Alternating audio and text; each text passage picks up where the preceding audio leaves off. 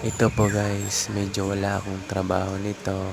Ay, nilagyan ko ng tubig yung unggoy ng amo ko at pinapaligo ko guys. Lagi kong tinitingnan. Medyo naisipan ko na bibidyohan ko habang naliligo ang unggoy na alaga ng aking tinatrabahuan guys, ng aking amo guys. Ito po yung unggoy na laging pinapakain ko guys sa umaga, sa hapon, tanghali po guys. Ayan guys, nilagyan ko siya ng paliguan guys. O parang nasasarapan siya sa tubig guys.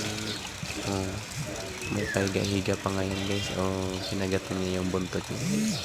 Natutuwa din ako guys na makikita ko ang unggoy na naliligo guys. Ang sobrang saya ko guys. Ayan na po siya guys. Kinagat ko. Ayan.